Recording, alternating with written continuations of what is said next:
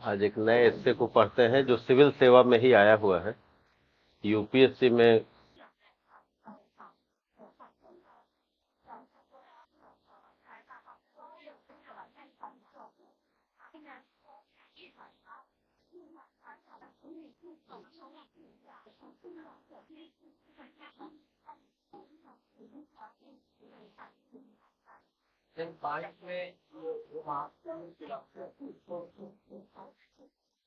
8 में से लगभग 6 ऐसे होते हैं जिसको आप बढ़िया से आसानी से लिख सकते हैं।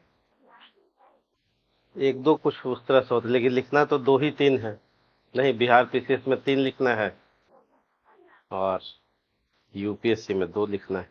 तो कुछ लोग इतिहास बनाएंगे, नहीं, पालना झुलाने वाले हाथों में ही संसार की बागडोर होती।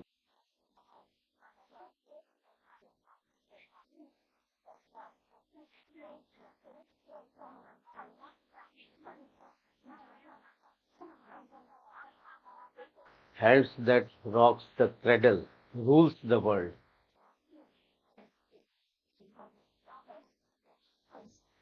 एक तो जब भी आप निबंध लिखते हैं तो अंग्रेजी वाला भी पढ़िए। कई बार होता है कि अनुवाद कुछ और हो जाता है तो हिंदी वाले लोगों को खामियाजा हो जाता है,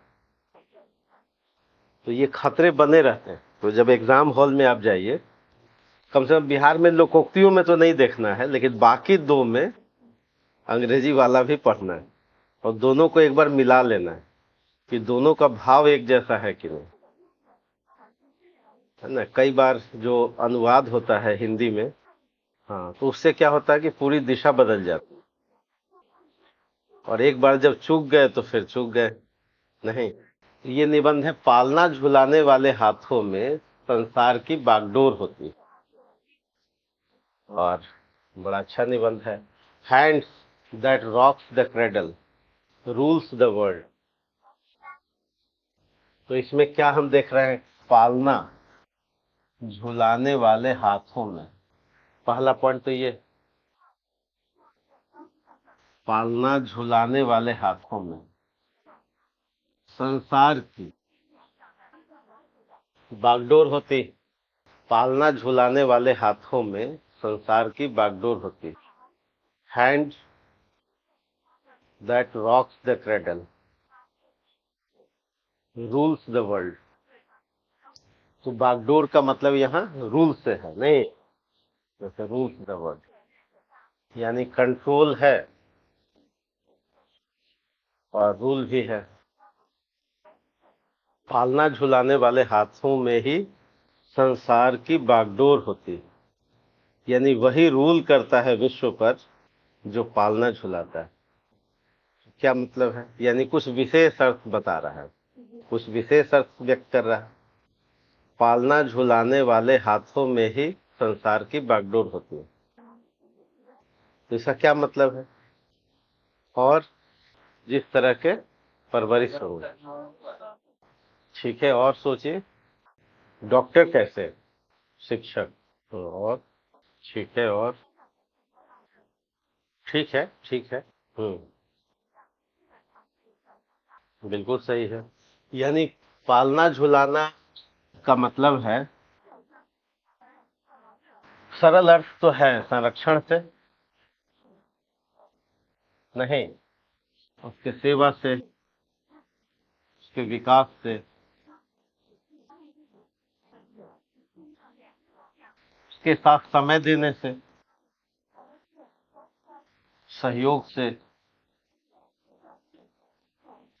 सुरक्षा से,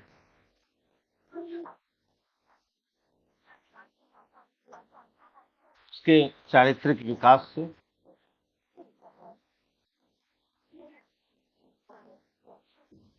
यही सब कुछ सेंस निकल रहा है पालना झुलाना। और सबसे पहले तो माता ही पालना झुलाती। सबसे पहले पालना कौन झुला रहे हैं? जन्म लिया शिशु, सबसे पहली पाठशाला तो वही है, सबसे पहली टीचर वही, सबसे पहली शिक्षक कौन है? माँ है। इसका मतलब है कि भारतवर्ष की जो बागडोर है, विश्व की जो बागडोर है, उस पहली शिक्षक के पास भी है। और अगर हमारा 140 करोड़ दिग्भ्रमित है, तो इसका मतलब है कि वो पहली शिक्षक भी क्या है, उस पर क्वेश्चन मार्क उठाया जाना चाहिए। नहीं, यानी नारियां जितनी मैच्योर होनी चाहिए, तो पहली शिक्षक, तभी तो दिक्कतें हैं। नहीं तो माता पिता ये भी पालना झुला रहा है, पिता भी, परिवार भी,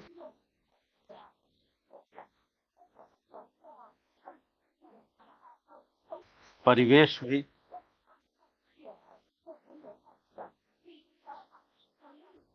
ये सब सुरक्षा देते हैं। पालना झुलाना मतलब सुरक्षा देना, उसको संरक्षित करना, उसके विकास में सहयोग देना। यानी एक बच्चे के डेवलपमेंट में जो जो परिस्थितियां सहयोगी बनती हैं, वो सब क्या करती हैं, सब पालना झुलाने वाले हाथ। अगर ये सक्षम हैं, अगर ये समर्थ हैं, यदि ये डिवोटेड हैं, यदि ये सारे हाथ यदि बेहतर हैं, अपनी भूमिका अदा कर रहे हैं, तो निश्चित रूप से जो जनरेशन होगा वो क्या होगा, बेहतर होगा। उसके हाथों में संसार की बागडोर होती है, वही रूल करता है, वही नेतृत्व करता है। तो यहाँ रूल करने का मतलब नेतृत्व से भी। किसी क्षेत्र में नेतृत्व कौन करता है, जो आज का शिशु है, कल वही क्या है, वही कल बड़ा बनेगा। इसलिए कहा जाता है कि हर शिशु इस संभावना के साथ आता है कि ईश्वर अभी निराश नहीं हुआ है, यानी ईश्वर कुछ दिशा देना चाहता है। अब दिशा देने वाले जो जमीनी हाथ हैं, जो जमीन पर हैं, जो पालना झुलाने वाले हाथ हैं, इन हाथों में ही कुछ कंपन है, इन हाथों में ही कुछ प्रश्नवाचक चिन्ह। वरना हर शिशु तो अपनी संभावनाओं के साथ ही आता है, और उन संभावनाओं में यदि निखार नहीं हो पाता है, अगर वो संभावनाएं बिखर जाती हैं, तो उसमें दोष किसका है, उसमें दोष उन हाथों का भी है जो पालना झुला रहे हैं।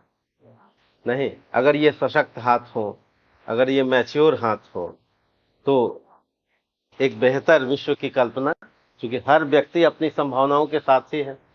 जो बच्चा जन्म लिया उसमें आप नहीं कह सकते कि वो खराब है। तो माता पिता, परिवार, परिवेश, पांचवा प्रकृति, प्रकृति भी, धर्म भी, राजनीति भी,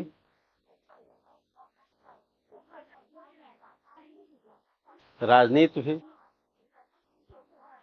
आप राजनीति से मुंह नहीं मोड़ सकते, मोड़ सकते हैं?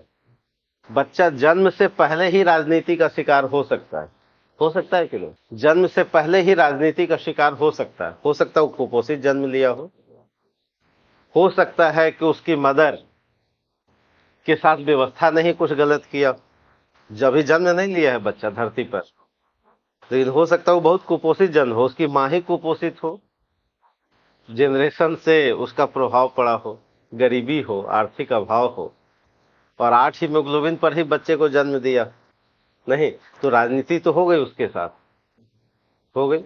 जन्म लेने के बाद हो सकती है, जिस हॉस्पिटल में वो जन्म लिया हो, या हॉस्पिटल में नहीं जन्म लिया हो, किसी भी स्थिति में अब वो दिव्यांग पैदा लिया हो, अब तो चैलेंज हो गया हो। इसका मतलब है कि राजनीति तो हो गई उसके साथ। तो राजनीति भी पालना झुलाती है, अगर वो सशक्त हो, वो अगर आप कह सकते हैं अपेक्षा के अनुरूप हो, उसके हाथों में क्या होगी, संसार की बागडोर होगी। तो राजनीति भी है, धर्म भी है, आठवां अर्थनीति भी है। ये सब पालना झुलाने वाले हाथ हैं, प्रत्यक्ष और अप्रत्यक्ष रूप से। कुछ लोग प्रत्यक्ष पालना झुला रहे हैं, कुछ लोग अप्रत्यक्ष झुला रहे हैं। भाषा नीति भी,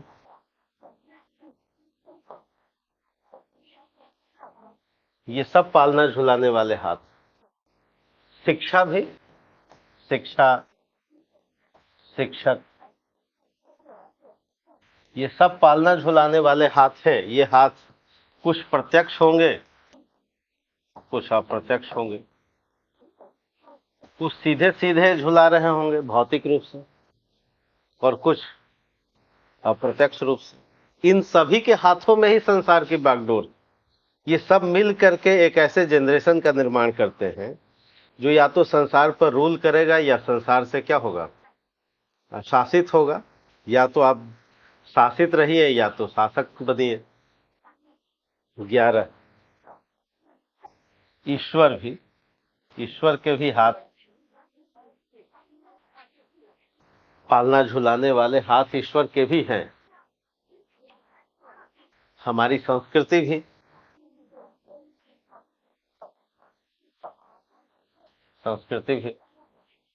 पर्यावरण भी।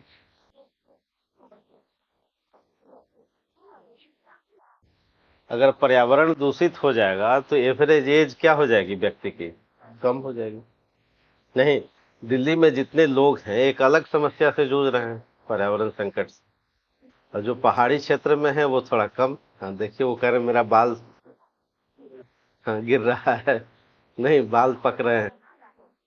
तो भाई ये जो है हमारा पालना झुलाने वाले हाथ हैं।